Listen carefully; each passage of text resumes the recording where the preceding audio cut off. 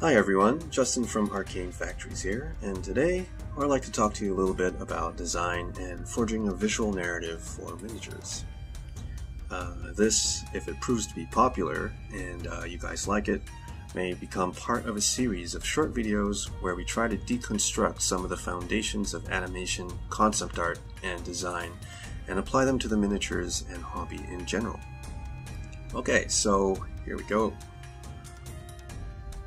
When designing a miniature, let's go for a standard heroic male. Here we have a character in what we like to call an A pose, because he's standing in an A shape. It's pretty boring, so you have all these parallel lines. It's about as interesting as staring at a city grid roadmap. There's nothing really interesting about the way he's standing, even though he's all balanced.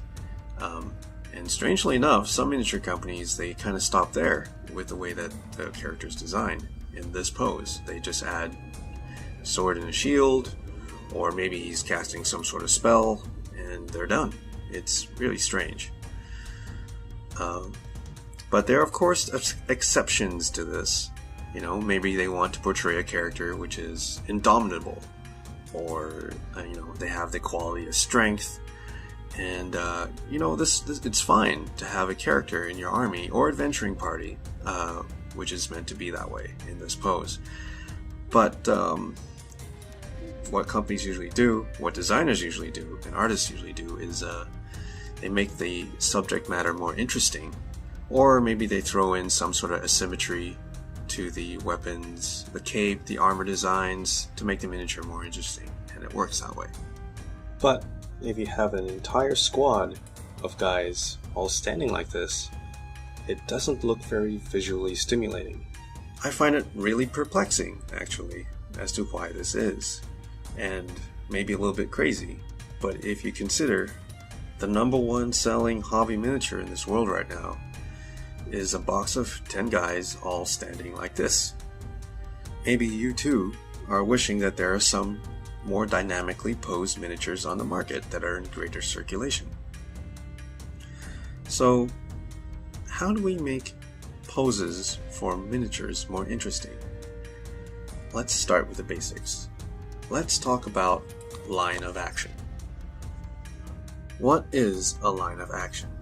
To quote famous animator Preston Blair, an imaginary line extending through the main action of the figure is the line of action.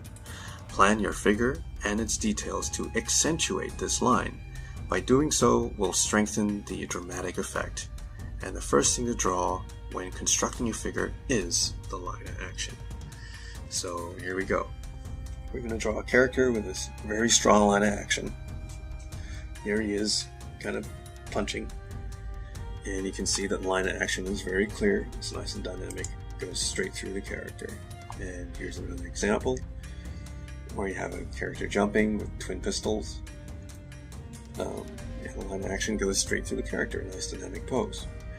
The line of action doesn't even have to be focused on dynamic characters. You can have characters that are standing with a strong line of action, and this works really well for models that are in a pin-up type of pose.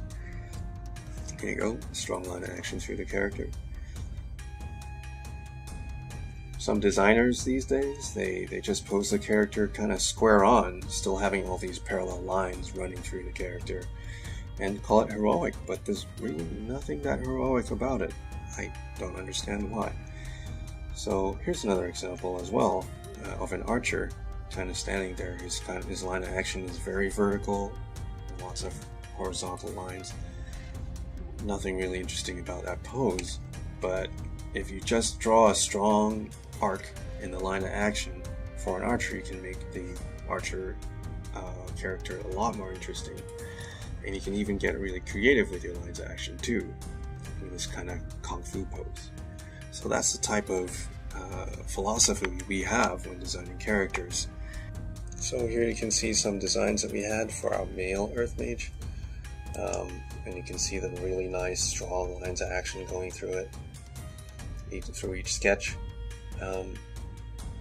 And here is our design for the final female Earth Mage.